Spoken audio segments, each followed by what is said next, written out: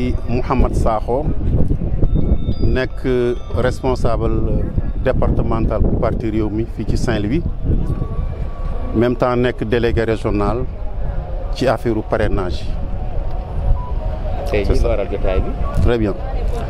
tey dañu woo le département de Saint-Louis militants yi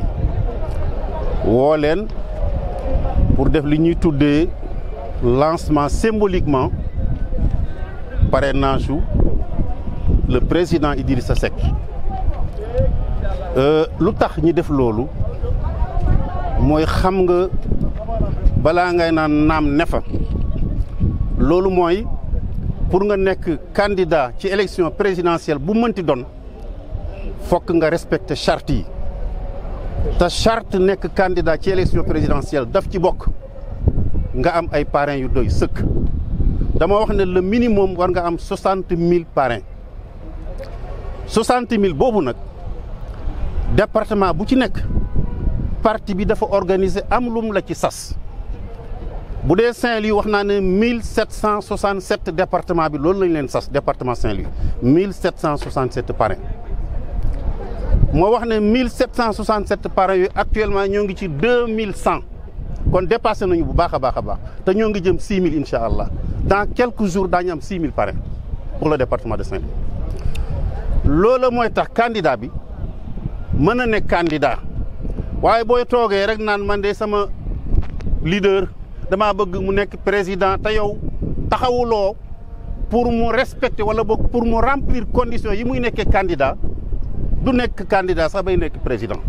loolu lañ doon ñaax militants yi di leen ci encourager kenn ku nekk taxaw bay ci sa waar def ca la nga war a def su ko defee loolu moom dafay féete boor. leneen la cay topp nag moo di jour élection sénégalais yi ñooy fal ka nga xam ne moom lañ bëgg a fal loola xëy na da ngay def rek sa rôle maanaam sa warugar te warugar ba lii ci la bokk. gannaaw boo xamee ne fexe nga ba inscrire say militants sur les listes électorales bu carte yi génnee nga sensibiliser leen kenn ku nekk dem jël kartaam jour vote ba bu jotee mu dem votel candidat am la ca des nag ñi toog ko ci loxo yàlla. lii daal ci tënk moo waraloon woote bi ñi daje fii ci suñ permanence bi nekk ci avenue Général de Gaulle fii ci Saint-Louis ci bis bii nga xam ne tey mooy bisub àllarba di fukki fan defe naa ak juróom-ñett ci weeru octobre di ñaan yàlla nag sunu candidat bi di Idrissa Seck yàlla jox ko réew mi ndax am nañ ci moom yaakaar ay compétence yu nekk ca moom ak gëm yàlla ga nekk ca moom ak it nag li ñuy tuddee xam-xam bu bëri macha allah lii daal ci tënk moo waraloon tey ñu ñëw fii di remercier nag délégation nationale bii nga xam ne sunu vice président docteur Abdoulaye Ndoye moo ko jiite ndax tey moom dafa taxaw ñaari tànk taxaw na comme président Idrissa bu teewee rek Idrissa teew na di gërëm délégation nationale bi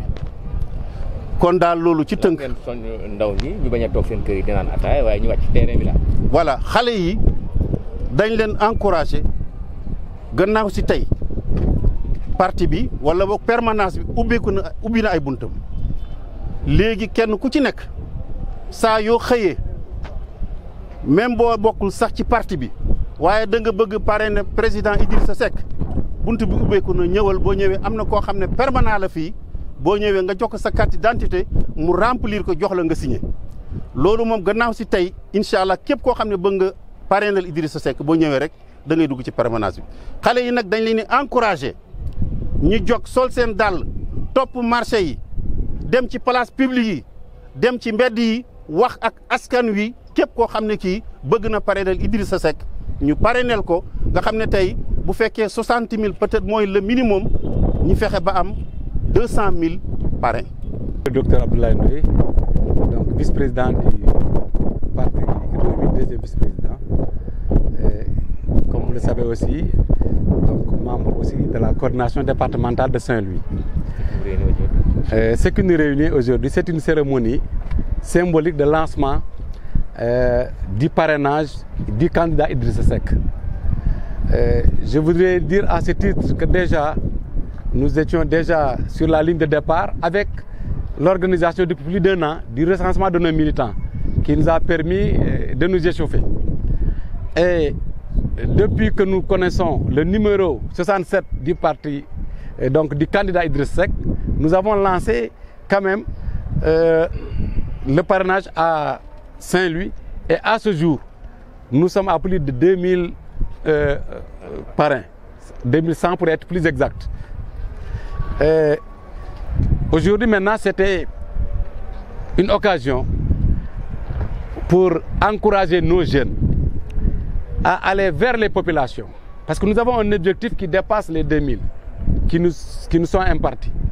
Nous voulons avoir au moins 6000 parrains dans le département de Saint-Louis. Et nous savons que c'est à notre portée. Mais il faudrait pour cela aussi que nos jeunes s'y mettent, que les femmes s'y mettent, que les citoyens s'y mettent. Le premier acte à poser, c'est l'ouverture permanente de cette permanence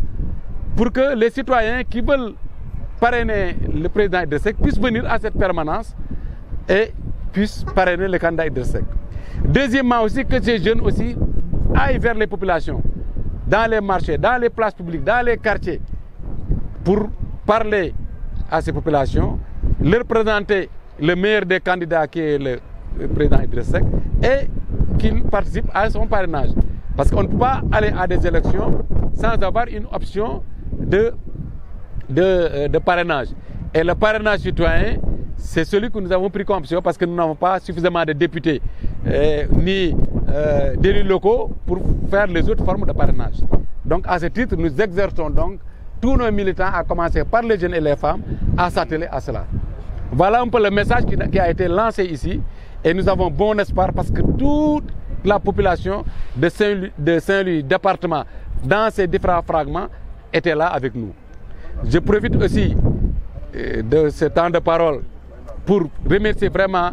le parti qui nous a envoyé une délégation nationale de qualité avec des secrétaires nationaux, en l'occurrence celui chargé des finances, monsieur le maire Idrissa Tall, mais aussi monsieur Daouda Faye, secrétaire national, qui est aussi adjoint au maire à Morolan, mais également aussi une dame de fer qui est madame Fatou Dieng, qui est venue depuis Mbour, donc participer à cette cérémonie, qui a rehaussé donc cette cérémonie de sa présence. Je voudrais donc les remercier, mais remercier aussi tous les militants du département qui sont venus des points les plus reculés pour participer à ce travail. Et nous avons bon espoir que le candidat Idriss Seck passera ce premier test, mais qu'également aussi gagnera les élections. C'est ce que nous souhaitons et nous prions pour cela et nous travaillons pour cela.